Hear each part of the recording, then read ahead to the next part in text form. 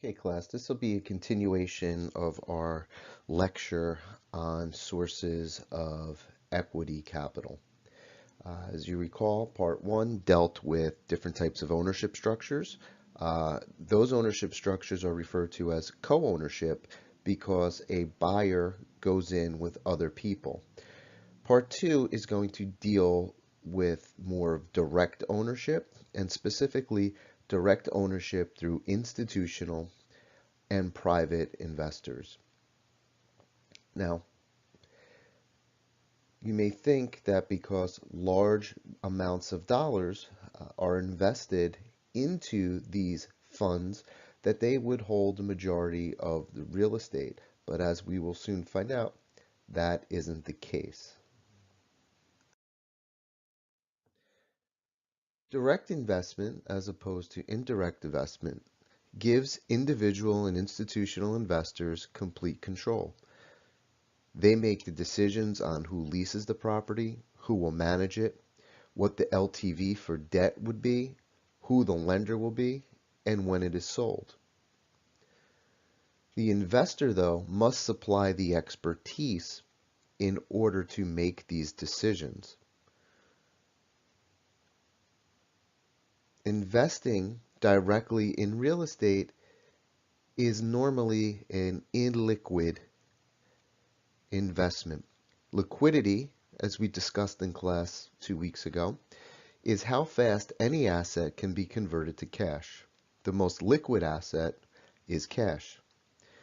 Real estate tends to be an illiquid asset because the sales process takes a fairly long time, from marketing the property, from finding a buyer, to closing and actually receiving funds. So there really is no liquidity in real estate.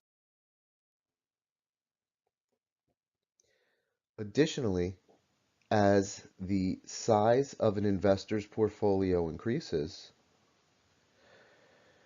the economics of direct ownership start to make more sense. This relates to the economy of scale that we spoke about in the previous video lecture.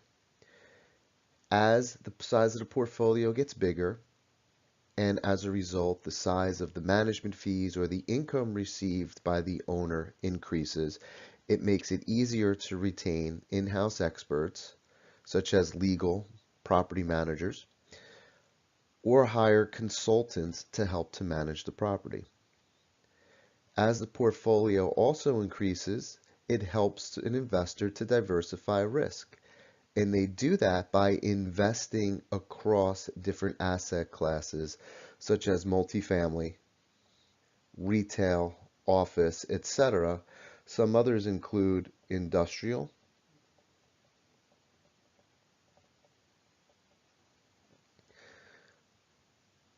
and also mixed use. While not an asset class, many of the properties you see in a city are of the mixed use variety, meaning that they would combine elements of other asset classes.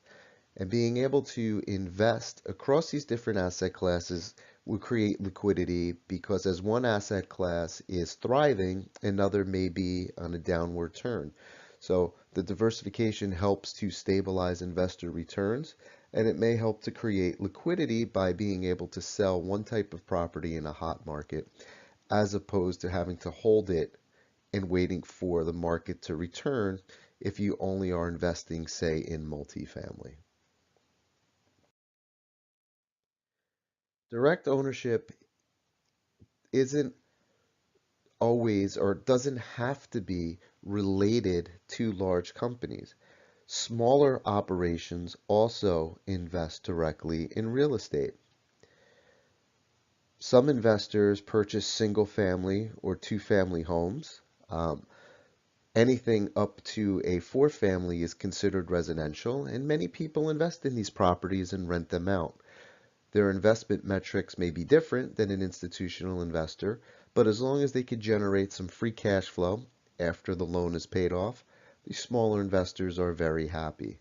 They also tend to own and manage these properties, meaning They not only own them, they act as the property manager and they don't outsource that to a consultant. The reason being is they don't have enough cash flow to warrant that expense, or they pay themselves a salary to do that.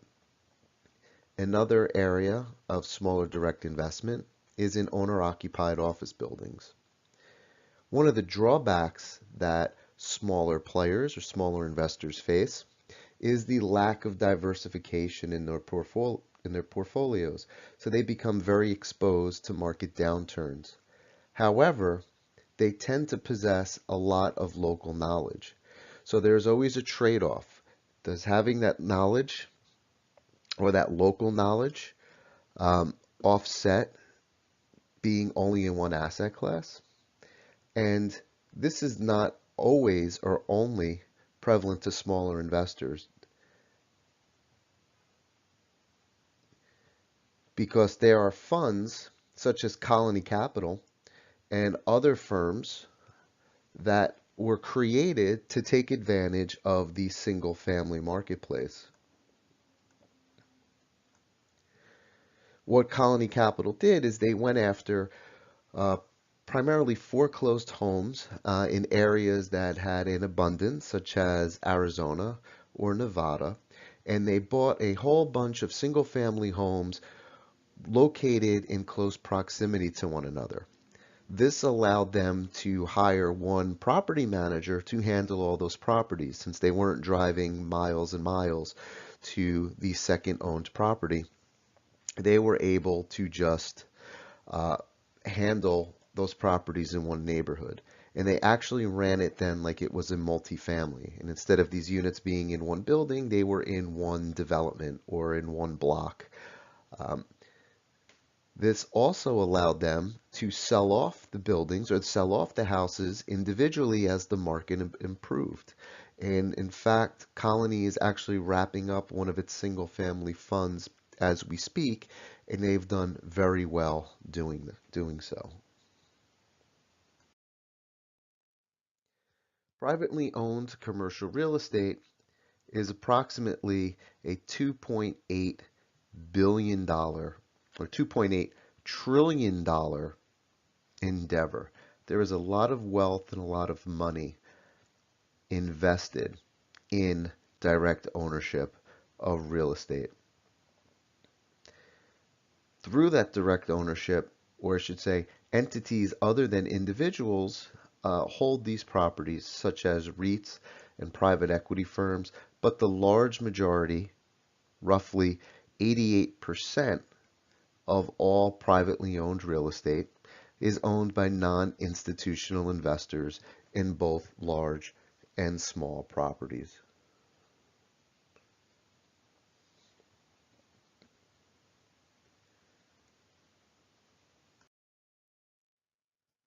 As we could see, only about $350 billion, or 12% of that nearly $3 trillion number, is held by these institutional investors. If you don't know, an institutional investor is just an organization that is set up to invest either on behalf of deposit holders or on their own behalf. An institution is a corporation or a fund. And as you can see, according to the ULI, the Urban Land Institute, about $2.1 trillion is invested in smaller properties throughout the country, as opposed to the larger properties. Just as in small business is the majority of the economy, or makes up a majority of the businesses established in an operation, smaller properties make up the majority of the real estate market, and as such, smaller investors help to drive the economy. And you see a lot of that in and around the city. In Manhattan, the larger transactions dominate the headlines, but the majority of buildings that are traded are sold to smaller investors. These 6-unit, these 8-unit walk-ups dominate the outer boroughs and are the predominant source of transactions, or I should say the predominant asset class that is transacted as opposed to these larger buildings. This concludes part 2. In part 3, we'll start looking at who these institutional investors are, starting with public equity investors, otherwise known as real estate investment trust or REITs.